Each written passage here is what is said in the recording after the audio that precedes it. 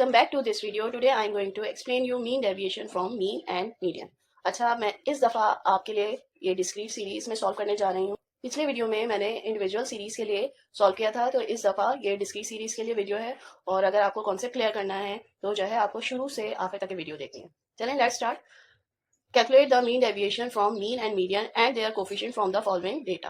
तो ये देखिए, ये एक्स की वैल्यूज दी हुई है और फ्रिक्वेंसीज भी दी हुई है। जब इस तरह का डेटा दिया जाता है तो इसका मतलब है कि ये डिस्क्रीट सीरीज है। इंडिविजुअल में सिर्फ सिंगल टाइप ऑफ सीरीज दी हुई होती है, यानी कि सिर्फ एक्स दिया हुआ होता है, और कंटिन्यूस में क्लास इंटरवल दिया जाता है। तो इससे ये हमें पता चल रहा है कि ये डिस्क्रीट सीरीज है।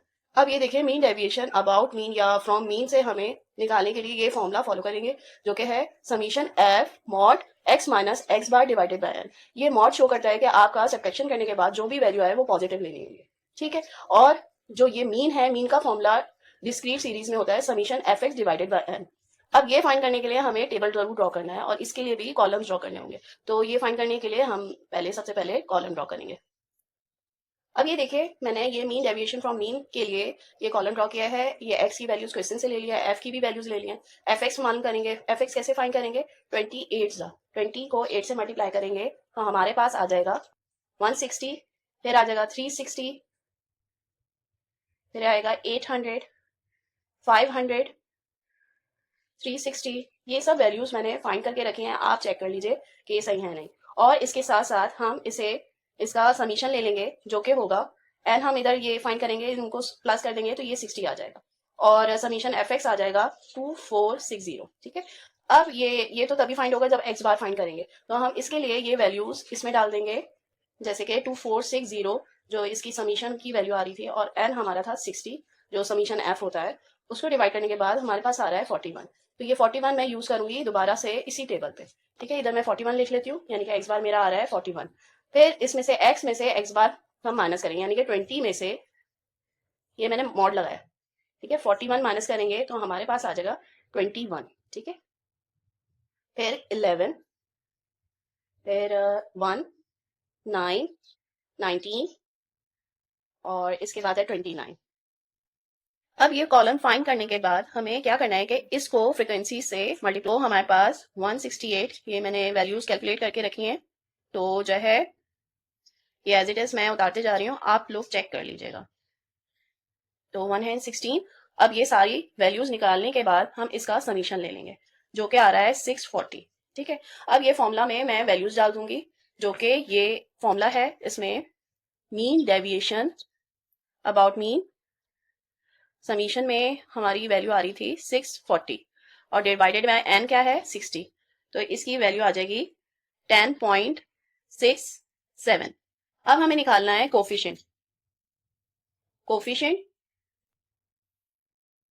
From mean M dot D x bar. Coefficient हम ऐसे निकालेंगे, इधर मुझसे मिस्टेक हो गई थी जो कि मैंने इसको चेंज किया। मीन डेविएशन इस डिवाइडेड बाय मीन से, जब हम कोफिशिएंट निकालते हैं तो मीन से डिवाइड करते हैं, तो हम इसी तरह करेंगे और इसकी वैल्यू डालेंगे 10.67 डिवाइडेड बाय मीन। मीन हमारा था 41, तो इसकी वैल्यू आ जाएगी 0.26, ठीक है। तो ये कोफिशिएंट की वैल्यू आ जाएगी। अब हम फाइंड करेंगे फ्रॉम मीडियन। मीडियन के लिए हमें मीडियन फाइंड करना होगा। ये जो डेटा दिया गया है इसका हमें मीडियन फाइंड करना होगा। तो मीडियन फाइंड करने के लिए हमें सबसे पहले टेबल ड्रॉ करना होगा। ये मैंने ड्रॉ किया है मीडियन के लिए, और मीडियन के लिए सबसे पहले एक्स लिख लेंगे, एफ भी लिख लेंगे, और उसके बाद हम जो है ये सी एफ का ड्रॉ करेंगे, जो कि जो है क्यूमुलेटिव फ्रिक्वेंसी कहलाती है। तो सी एफ क्यों हमें चाहिए? मीडियन फाइंड करने के लिए सी एफ की बहुत जरूरत होती है।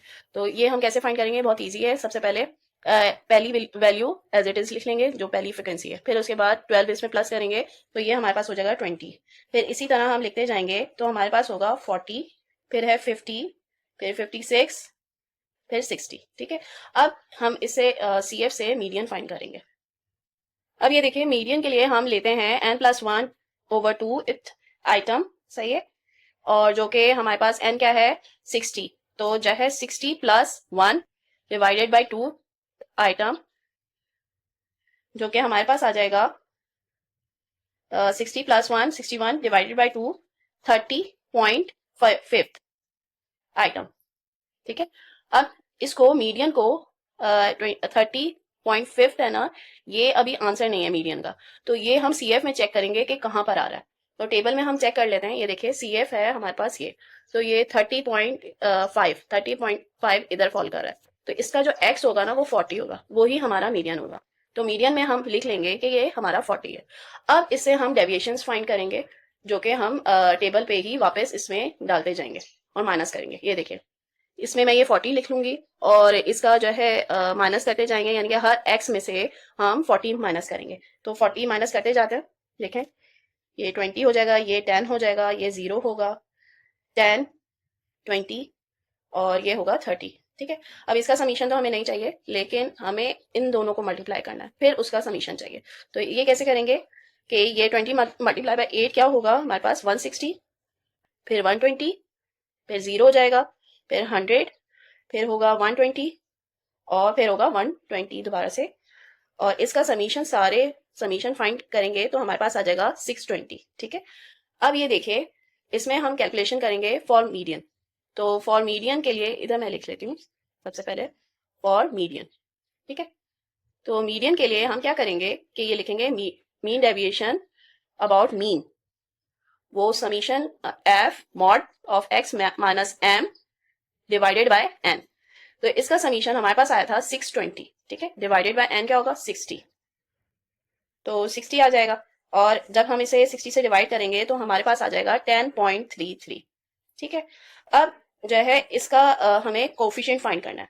तो कोफिशिएंट फाइंड करने के लिए हम फॉर्मूला लगाएंगे,